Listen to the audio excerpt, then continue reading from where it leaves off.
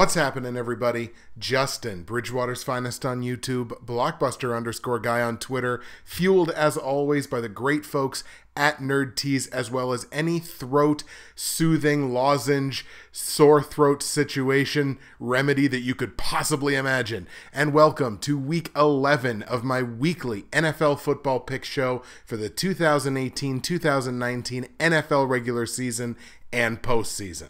So, as you may recall, I was a shade under the weather last week, and I think considering the fact that on the days that I was supposed to record, I had no voice at all, was hopped up on every medication this side of the Mississippi, I think that works out geographically. Anyways, your boy was a little sick and under some medication. I think considering all of these things, the past week, week 10, pretty darn successful. Wound up going 8-6 straight up, which was about on par with the best of the folks in the Pick'em leagues. That has us 93 correct, 53 incorrect with the two ties straight up so far on the season. Against the spread, very successful week against the spread. 8-5-1, in fact. Apparently I should get sick more often.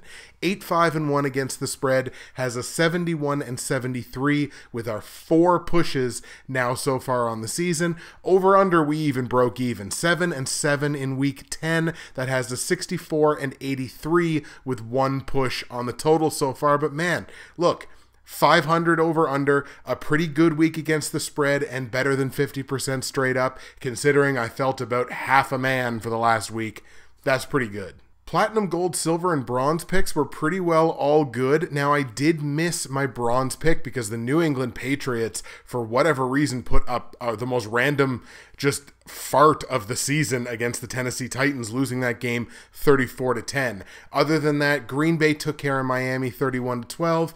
Kansas City beat Arizona, although not by as much as a lot of people thought they would. I went the other way, 26-14. And Chicago beats the Detroit Lions 34-22. Interesting rematch of that matchup coming up here in a couple of weeks. So straight up, I wound up going 3-1. Against the spread, I also went 3-1. Told you to take Chicago minus 6.5, the Arizona Cardinals plus 16.5, the Packers to cover minus 10, and I told you to take the Patriots to cover minus 6.5, so obviously that one was wrong. And on the totals, like the week as a whole, we broke even.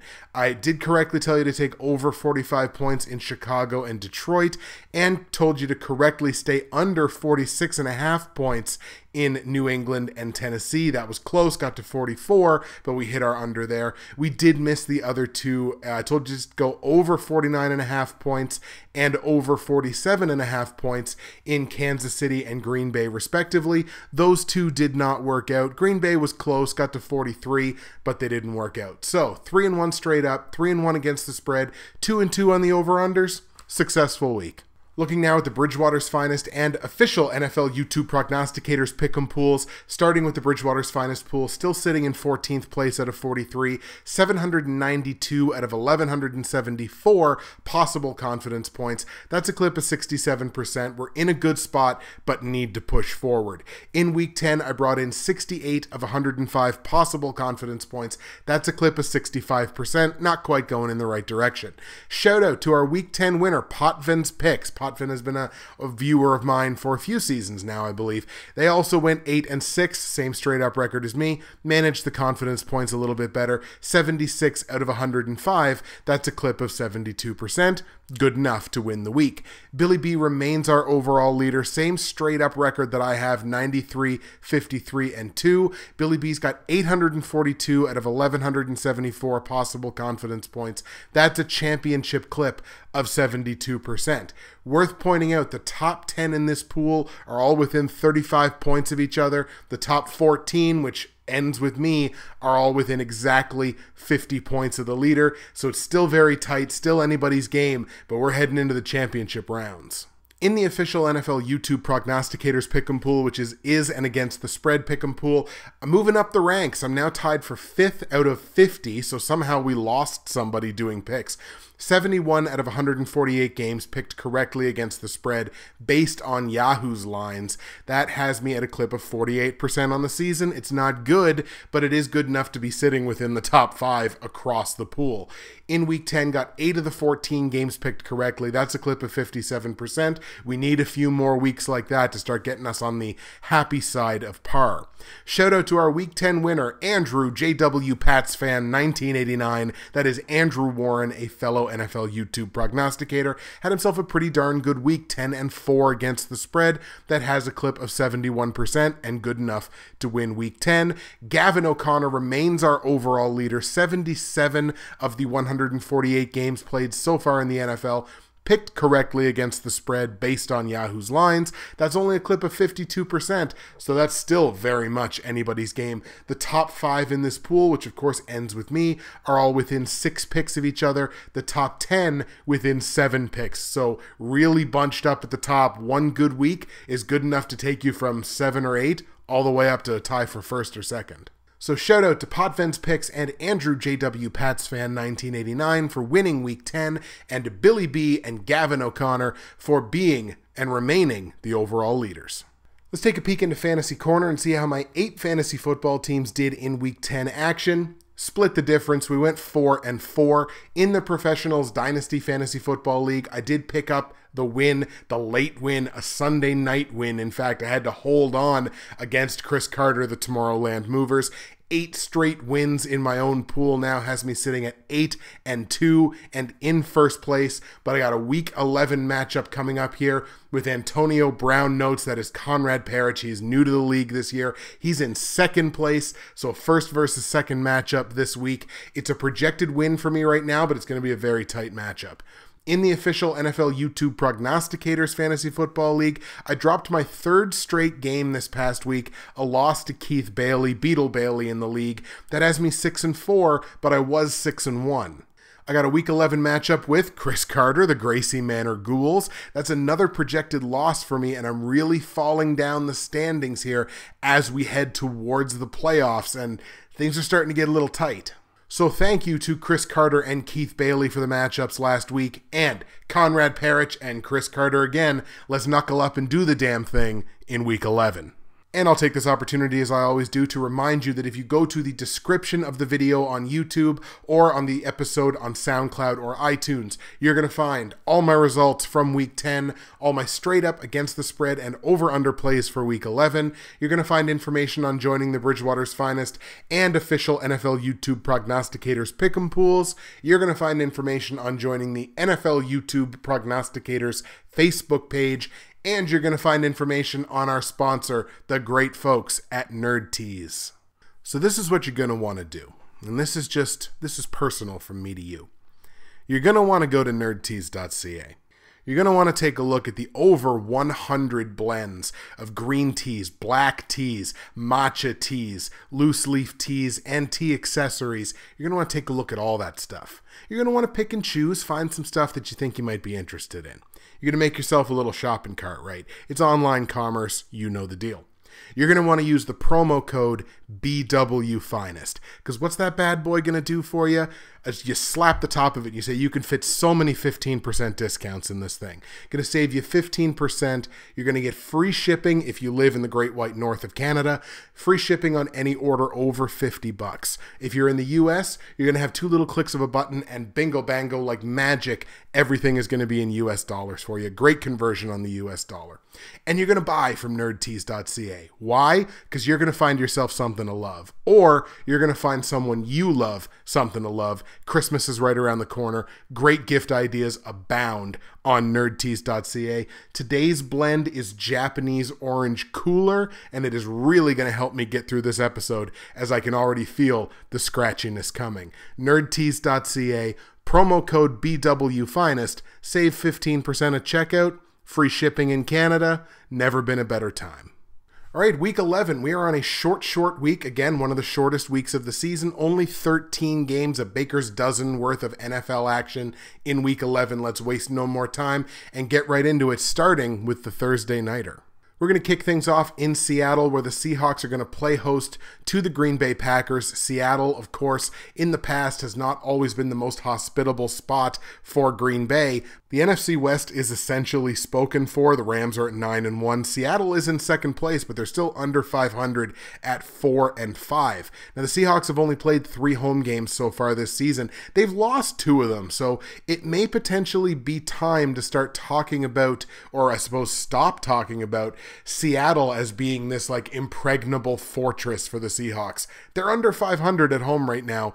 Green Bay got the job done last week against a cupcake opponent, which is exactly what they needed to do. But this is a Packers team that has not won a game on the road so far this season. They are 0-4. That ain't gonna get it done. I shouldn't say it's shocking to me that Green Bay's in the situation that they're in with their record. Of course, again, Green Bay's my team. But like, this is a team that moves the ball incredibly well. Like, they're the number 7 total offense in football right now, scoring 25 points a game. The defense has not been terrible. They've just, in key situations, they haven't exactly been the greatest. They are not opportunistic. They give up way too many points, despite the fact that in terms of total defense, they're still 11th in the league. The secondary's been doing its job. It's really been the run defense that has let things down for Green Bay here. Only number 22 in the entire NFL in terms of the run defense, giving up about 120 a game. That could be bad news against a Seahawks team where they finally look like they've had a running back really break out, certainly from last week. Penny grabbing the reins from who I thought it was going to be Mike Davis, but Penny really stepping up, having himself a hell of a game. I think he hit triple digits. Most people are going to look at this pick and say, well, obviously, you know what? He's going to go with his team. He's going to go with Green Bay. Hell, he went with Green Bay to beat New England a couple weeks ago. I am going with Green Bay. I'm going with Green Bay for a very specific reason here. This Seattle offensive line, still not great, still gives up the pressures on Russell Wilson. The Green Bay Packers, with a committee approach, in fact lead the NFL in sacks so far this year. That's kind of shocking to me, but it's a committee approach. You never really know where the pass rush is going to come from, but it is going to get to your quarterback so far statistically on the season. And I am going to take Green Bay because they're the team that has to be feeling pressure. Right now, Seattle at 4-5, they're not feeling any pressure. They're not really in the wild card hunt in the NFC. The division is all but gone at this point. Like right now in the NFC, let's see.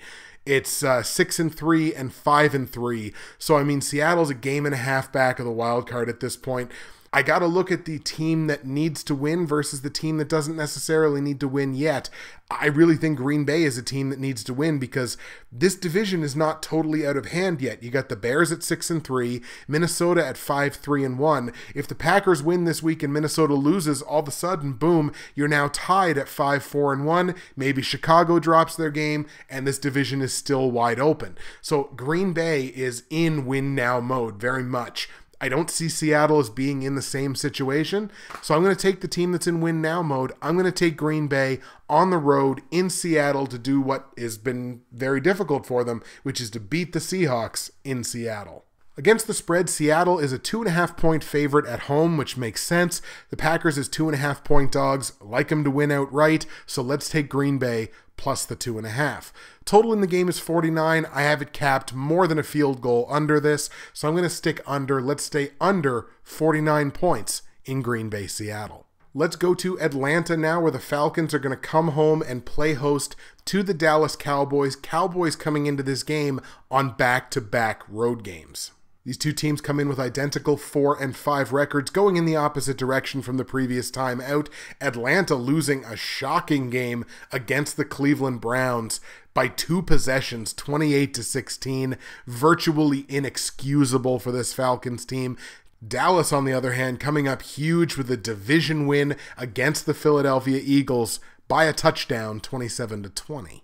While this game is by no means a layup for the Falcons, I do definitely have to give the edge to Atlanta in this one. Not just because Dallas is coming off of back-to-back road games, and like we say, on the tail end of back-to-back road games, And they won last week. So what did we say? It's not only difficult to play back-to-back road games, it's incredibly difficult to win back-to-back road games.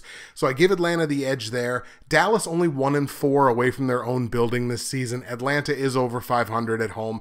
I just think Atlanta's the better football team. I think the Falcons can go out, get this win, get back to 500, and still kind of be hanging around in terms of, thoughts of the wild card. The division probably out of range at this point with the Saints sitting at 8-1. They'd have to surpass the Panthers, who are also at 6-3. But that second wild card spot, that can still be in the conversation for the Falcons here with a win. That's the way I'm going to go with this one. Let's take the Falcons at home to beat Dallas. Against the spread, Atlanta favored by 3.5 points at home. I very briefly contemplated a hedge in this one because it is that extra half point and everybody hates to buy that extra half point.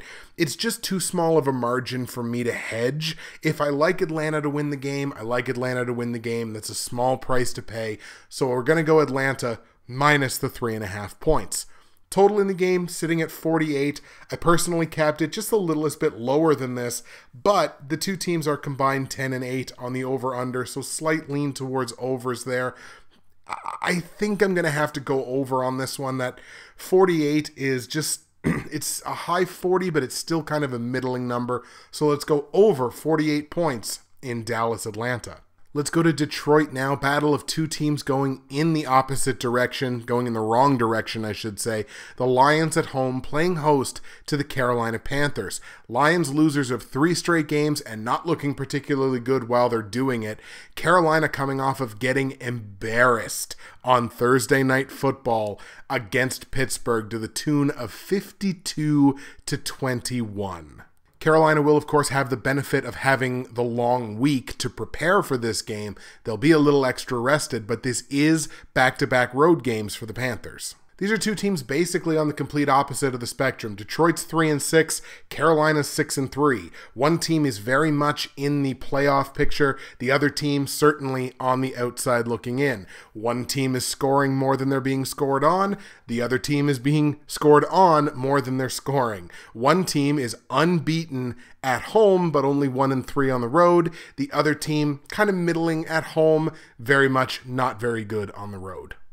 In most measurable ways, I think the Carolina Panthers should absolutely have their way with the Lions in this game. Again, that back-to-back road games, very difficult, especially after being absolutely embarrassed on a national and really worldwide stage against a marquee opponent. Carolina just got absolutely spanked in that game. Ultimately, though, I am going to give the edge here to the Panthers, even though they're on the road. Detroit only has 1 victory this season against a team that plays in the NFC. They're 1-5 against NFC opponents right now, and they can't even say that they're getting clobbered within the division. They're under 500, but they're only 1-2. So only 2 of those 5 losses have come from within their own division.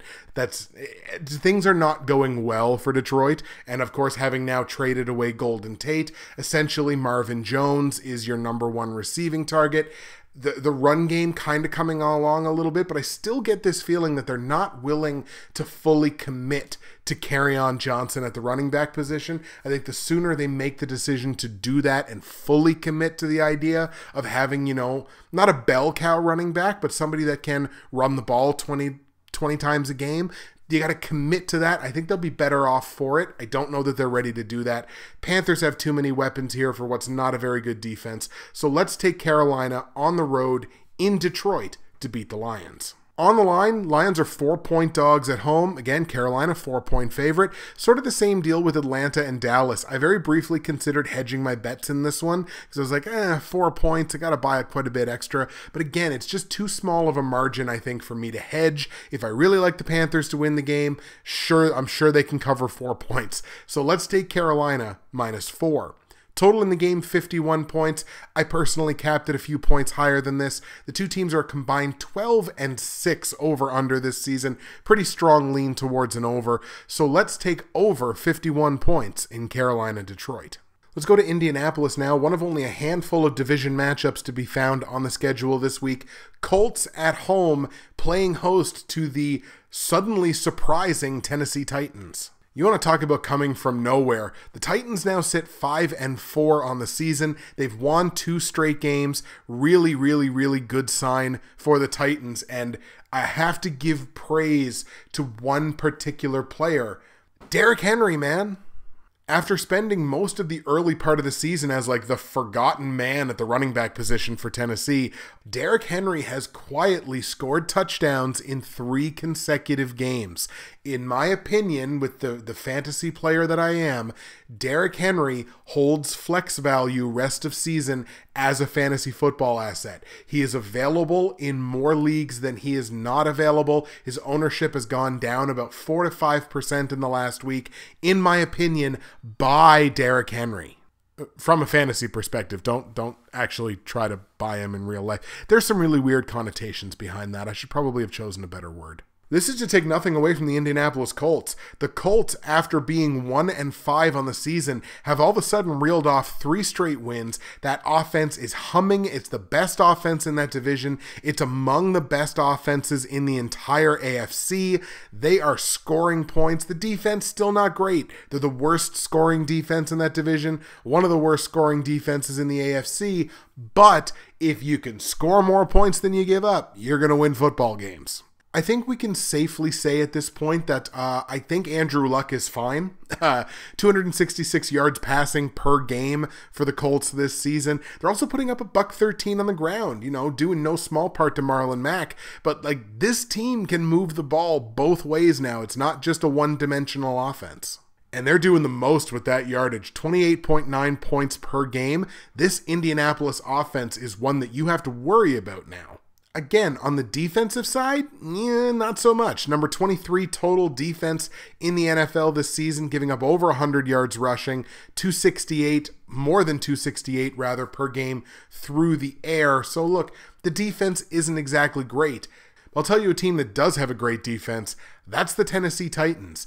Top 10 in the NFL in total defense, only giving up 228 yards a game through the air, under 100 yards per game on the ground, and being a very bend but don't break defense. I believe, if I sort these right, the number 1 scoring defense all of a sudden, again, very quietly, but the number 1 scoring defense in the NFL is the Tennessee Titans. 16.8 points allowed per game.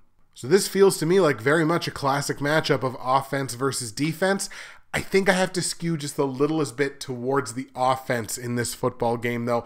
I feel like I'm going to be underrating whatever team loses this. Like, whatever team I pick to lose, I feel like there's a credible case for someone in their fan base to step forward and say, you're underrating my team. Yeah, you're probably right, but somebody's got to win this game. Somebody's got to lose, unless it's a tie. Please, God, no more ties.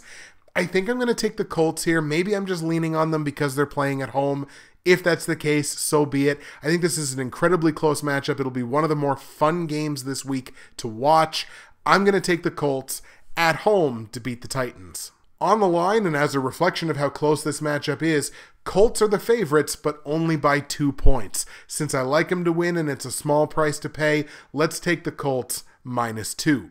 Total in the game is 48 points. I think I have to stay under on it, and this is just kind of a gut play for me. I'm waiting for the time when the Titans' offense kind of comes back down to the norm. They've played fairly well the last couple of weeks.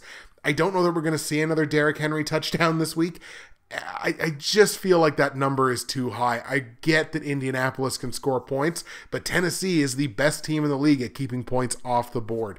The two teams are only a combined 9-9 over-under this season. Kind of a coin flip, but I think that number's just the tiniest bit too high. So let's stay under 48 points in Indianapolis, Tennessee. Let's go to New York now, where the Giants somehow miraculously win that game on Monday Night Football. When I went to bed, when I fell asleep, I should say, it looked like it was in the bag that San Francisco was going to win. I feel like they were up by 3 and had the ball in the red zone. I feel like that was, now I was sleepy, so I could be totally wrong, but that's what I feel like it was, like when I was like, all right, well, this game's over, whatever. And then when I woke up in the morning, somehow the Giants had won. So now the Giants get to come home. They do have to play on the quote-unquote short week. They got to welcome in the Tampa Bay Buccaneers.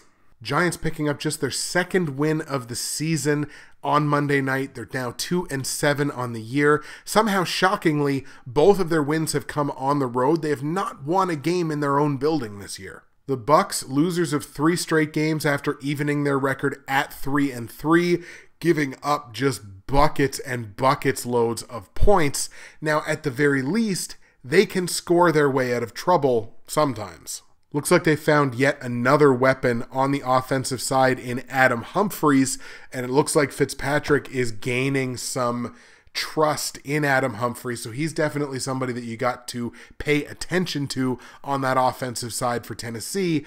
Prior to the game last week, the game against Washington that they only scored 3 points, put up a ton of yardage but only scored the 3 points. They'd scored 34 and 28 points respectively in losing efforts. I'm kind of jumping ahead a little bit, but the Giants are the favorite in this game, and I feel like that's an overreaction to the fact that, hey, cool, we just saw them win on Monday night. That, I think, is something that we can take advantage of as somebody making picks. I love the Bucs in this game for one simple reason. Neither one of these defenses are very good, but only one team is capable, as far as I can see, of scoring a ton of points, and if this gets into a shootout, of actually winning the shootout, and that's the Tampa Bay Bucs. A team with a better offense would not have lost that Monday night game against the Giants. So when you look at the San Francisco 49ers and you look at the Tampa Bay Bucs, one offense is much better than the other one. So I think this is a game that Tampa Bay is going to win, will win. Let's take the Bucs on the road in New York to quote-unquote upset the Giants. Giants only being 1-point favorites against the spread, so obviously we like Tampa Bay to win. Let's grab the Bucs +1. Total in the game set at 52.5 points. This is right around where I actually capped this game, but I think I'm going to skew under on it just because it's a game with one good offense. Granted, the defenses are not great, but a good offense still has to go out and contribute and finish. I only see one good offense on this football field, so let's stay under 52.5 points in Tampa Bay, New York.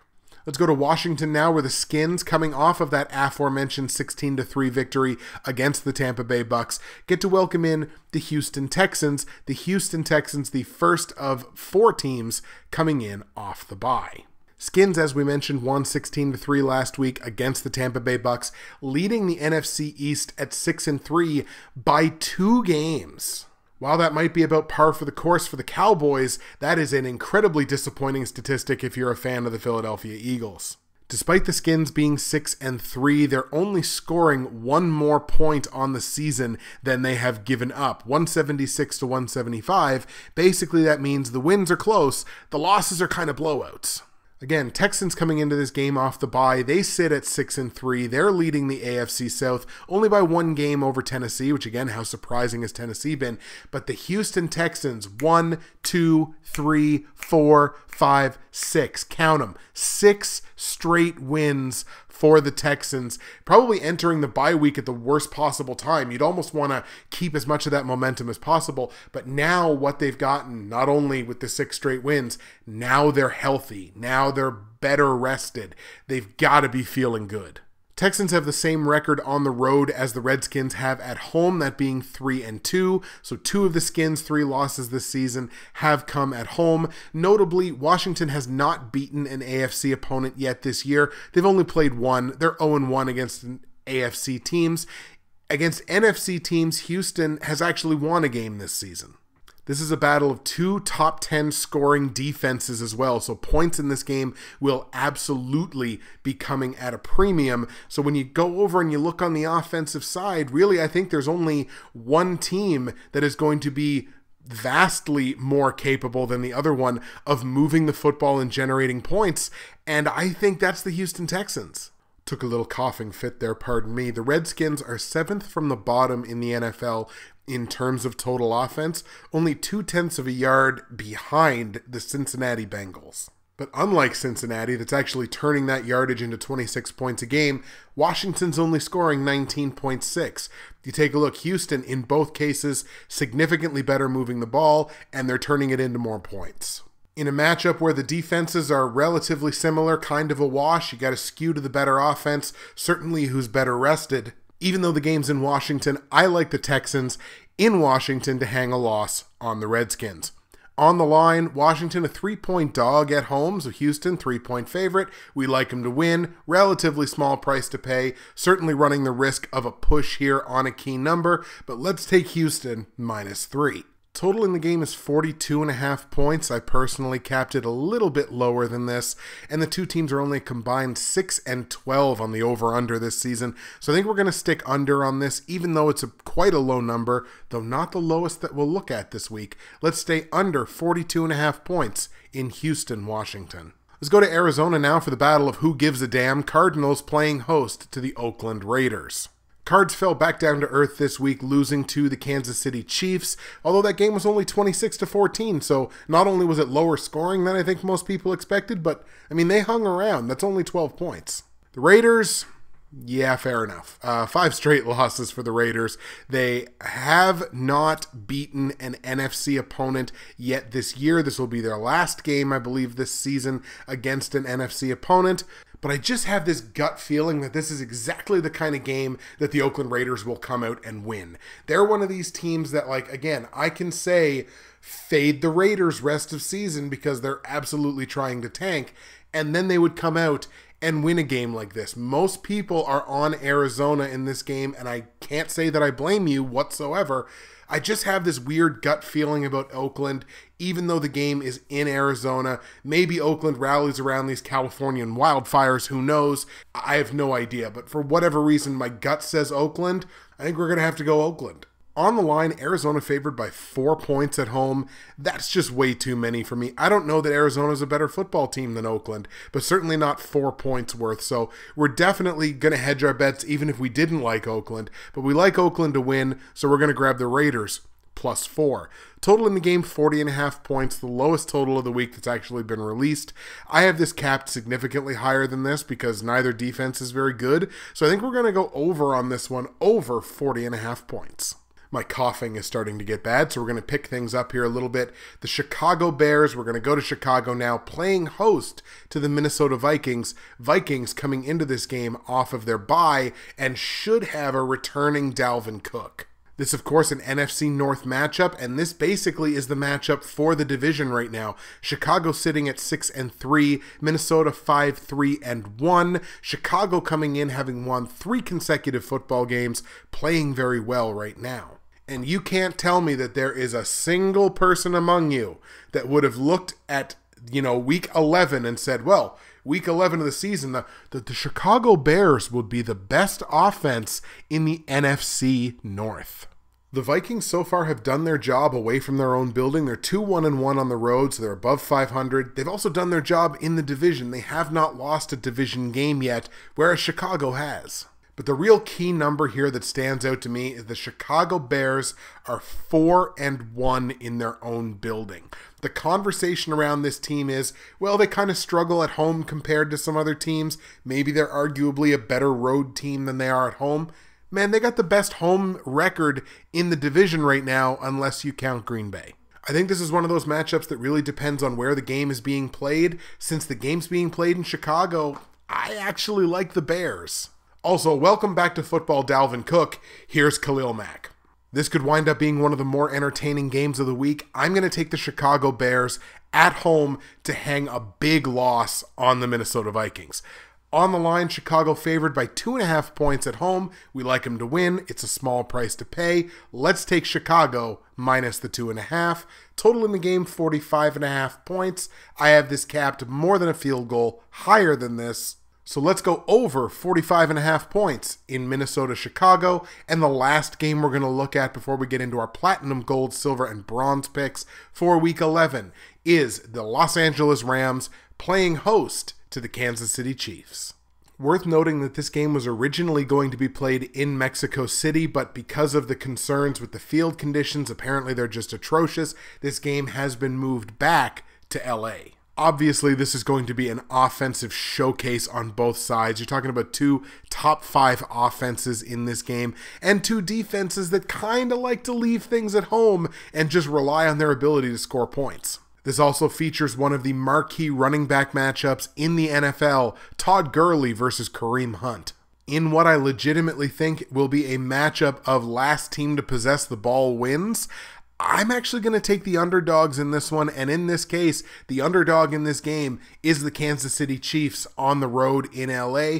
Both of these teams are unbeaten at home. This would be the Rams' first loss in their own building. I think it's going to happen. I'm going to take the Chiefs in Los Angeles to beat the Rams. Part of why I'm doing that is taking a look at things against the spread. Against the spread, Rams are 2.5-point favorites. Chiefs, obviously, 2.5-point dogs. The Rams are under 500 against the spread this season. Now, granted, a lot of their spreads have been huge. Kansas City, on the other hand, a lot of their spreads have been big as well. They're 8-2 against the spread. So not only are they winning, this team is winning and covering. I think they're the better football team top to bottom. I think they're a little bit better coached, although that is very, very, obviously very comparable. But I like the Chiefs to win. Let's take the Chiefs plus the 2.5 points. Total in the game is, it doesn't matter because it's going to go over. In this case, it's 63.5. It's huge. It's the largest total of the week by far.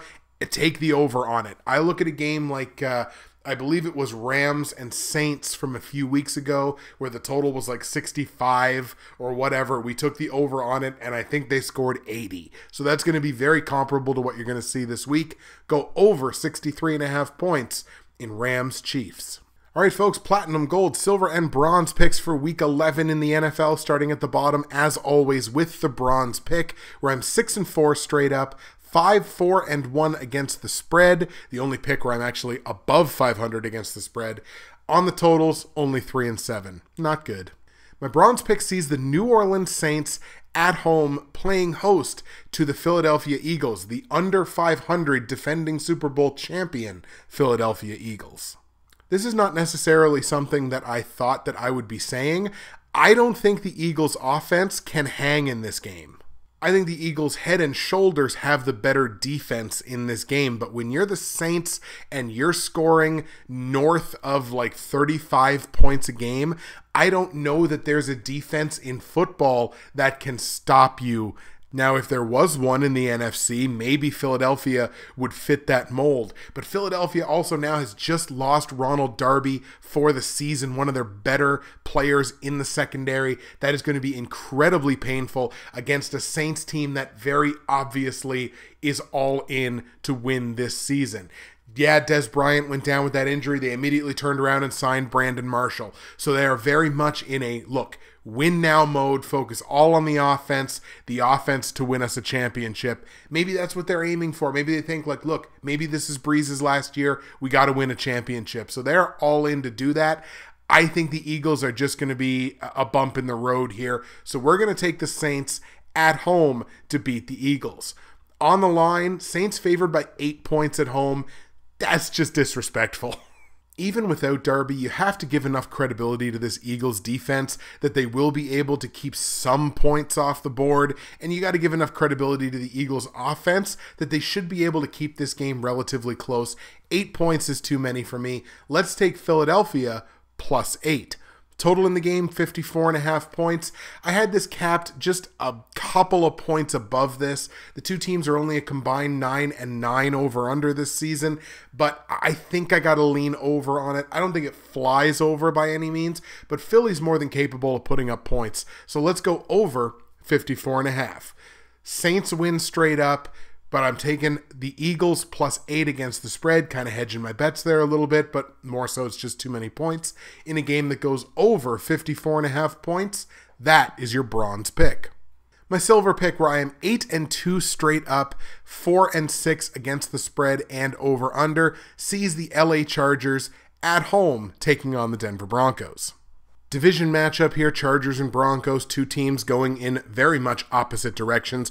The Chargers, just like the Houston Texans, bam, bam, bam, bam, bam, bam. 6 consecutive wins for the Chargers after starting the season 1-2. They are playing incredible football right now, 3-1 at home. Broncos only 1-3 on the road. Chargers have a winning record in the division. Broncos have a losing record in the division. Chargers obviously a hugely winning record against the conference opponents. Denver has only beaten one AFC opponent so far this season. Granted, it was a division opponent, but still, I just don't think the Broncos have the offense nor the defense, if I'm being brutally honest, this season in terms of the results, to hang in this football game.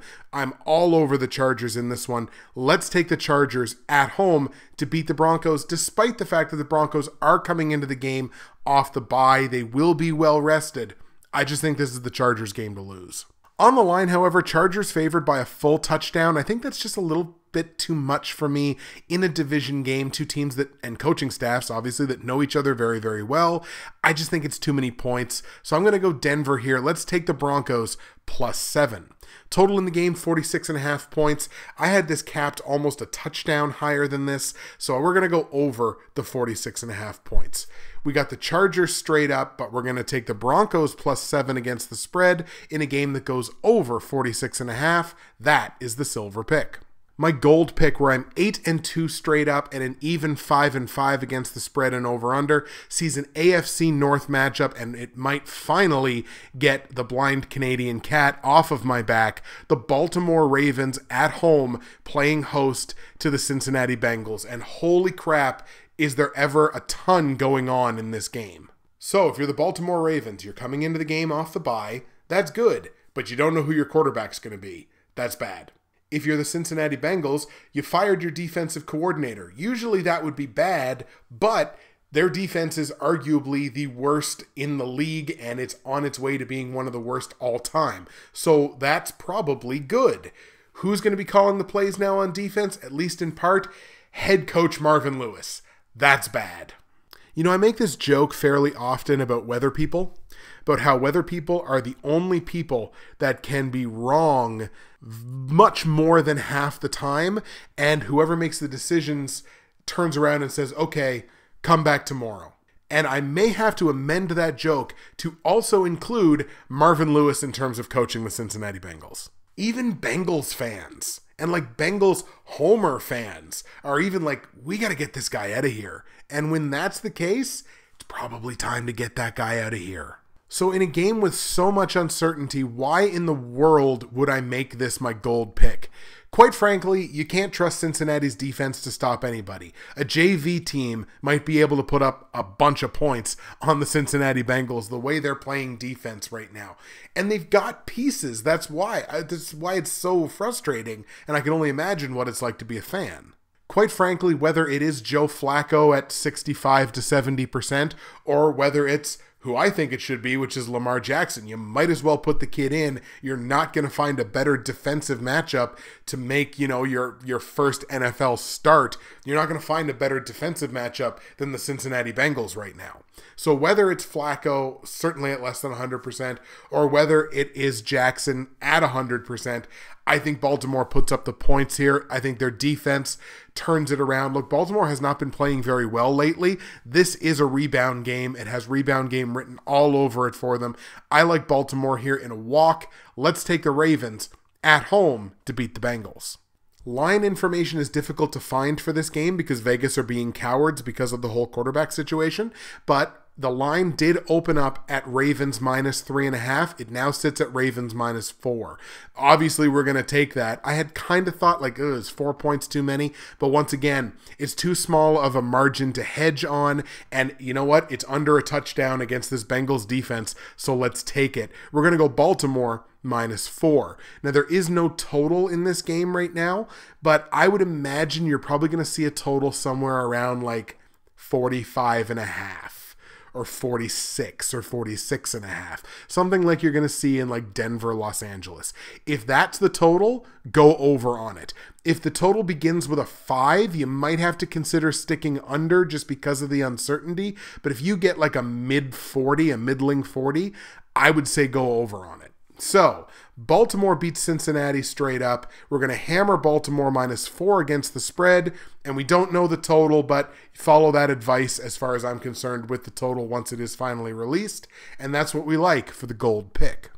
And finally, the platinum pick, where I'm 8-2 straight up, but only 4-6 against the spread. I do have an above 500 record, 5-4-1 on the totals, and that's the only game left this week. The Pittsburgh Steelers on the road in Jacksonville to take on the Jags. The Le'Veon Bell saga, at least for this season, is finally over. He did not report in enough time. He will forfeit the entire season, and basically, he's an asshole. And no, I'm not just saying that because I did take him in the NFL YouTube Prognosticators League. And think about that. I took Le'Veon Bell in the first round in that league, and up until just a few weeks ago when I hit this losing streak, I was 6-1. So what does that say about the rest of the league? Anyways, that saga is finally over for the Steelers. They can now completely stop thinking about that. The decision's been made, at least until the offseason. Now they can just focus on playing football. And when you think about how good the Steelers have been this season, and now they get to focus on nothing but football, that is dangerous for the rest of the AFC. Steelers on a 5-game win streak. They're 6-2-1. They're leading the AFC North. They're definitely head and shoulders the strongest team in the AFC North. You got the Bengals at 5-4, but they're about to fall off a cliff, I feel. The Ravens have, kind of already fallen off the cliff, so maybe they start climbing back up a little bit. And you got the Browns at 3-6-1. They're not a threat right now. So basically it's Pittsburgh and everybody else. And as far as Jacksonville goes, 5 straight losses for the Jags. That offense looks terrible. The defense still looks really good, but the Jags do not have the offense to hang in this football game. Sure, they got Leonard Fournette back, and sure, it looks like Leonard Fournette is at 100%. He certainly got the volume that would indicate he's at 100%. Didn't exactly have the results, so certainly some rust that was shaken off in that game last week. I would expect Leonard Fournette to be better. I don't think that's going to be enough to beat Pittsburgh. So we're going to take the Steelers here, especially given that the Steelers have the long week coming off that curb stomping of the Panthers on Thursday Night Football last week. I like Pittsburgh in Jacksonville to beat the Jags. On the line, Steelers are favored by 6 points on the road. That's a tough one. I really did feel like maybe that was too many, but Pittsburgh's 5-0 against the spread in their last 5. So not only are they winning those 5 games, they're covering those 5 games. It's under a touchdown. Let's take Pittsburgh -6 in Jacksonville. Total in the game, 47.5 points. That's right around where I personally capped this thing. But the two teams are combined 10-8 over-under, slight lean towards an over. I think that's the way I'm going to go with it on what's kind of a high-end middling number. Let's go over 47.5 points in Pittsburgh-Jacksonville. So we like the Steelers to win. We're going to hammer the Steelers -6 against the spread, over 47.5 points. That is your Week 11 Platinum pick. All right, there you go, folks. Picks are in, despite the struggling that I've had with my voice and the coughing that you didn't have to hear because audio editing is a thing. Here is the patented comment of the week from Week 10.